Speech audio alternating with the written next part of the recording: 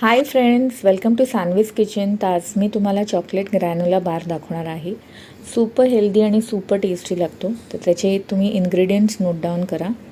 तर आपण इथे थोडेसे नट्स घेतलेले आहेत, जसं की काजू, बदाम, पिस्ता आणि थोडेसे अक्रोड घेतलेले आहेत मी.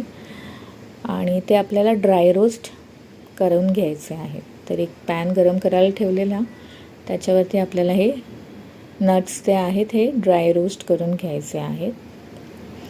आणि एक 2 ते 3 मिनटंच आपल्याला करायचं आहे. रंग बदलायचा नाही आहे. आणि थोडंसं गार झालं की आपण हे मिक्सरमध्ये फिरवून घेऊया. तर कोर्सली आपल्याला ग्राइंड करायचं आहे मिक्सरमध्ये. तर हे बघा, असं मी ग्राइंड करून घेतलेलं आहे. तर चॉकलेटसाठी ते डबल बॉयलर मेथडनी खाली पाणी ठेवलेलं आहे आणि वरती एक ग्लास बाउल ठेवायचं आहे. त्याच्यामध्ये आपण चॉकलेट्स घालणार आहोत. तर चॉप केलेलं मी चॉकलेट घातलेलं आहे आणि आपल्याला हे मेल्ट करायचं आहे. तर हे बघा, आता हे मेल्ट होत आलेलं आहे. तर आपल्याला हे मेल्ट करून घ्यायचं आहे. तर इथे आता मी थोडेसे सीडलेस डेट्स घेतलेले आहेत. हे मार्केटमध्ये इझिली अवेलेबल आहेत किंवा तुम्ही डीमार्टमध्येही घेऊ शकता. तर इथे पॅन गरम करायला ठेवलेला आहे. 1 ते 1.5 टीस्पून आपल्याला तूप घालायचं आहे. तर इथे मी गाईचं तूप घेतलेलं आहे. तर थोडंसं असं पॅनमध्ये फिरवून घ्यायचं आहे आणि मग आपल्याला त्याच्यामध्ये हे डेट्स जे आहेत हे परतून घ्यायचे आहेत. तर असे डेट्स घालूया आणि थोडेसे असे मोकळे करायचे आहेत ते.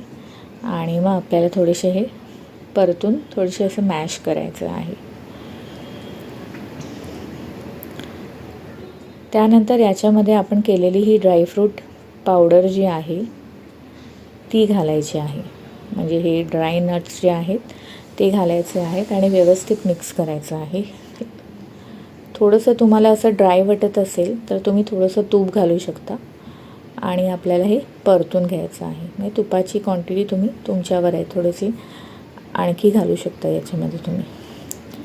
तर आता हे बघा, मी थोडंसं असं तूप घातलेलं आहे कारण ते मला खूपच असं ड्राय वाटत होतं. तर हे मिश्रण जे आहे हे रेडी झालेलं आहे. आता मी इथे प्लेटमध्ये हे काढून घेते. तर असं व्यवस्थित आधी मिक्स करून घ्यायचं आहे.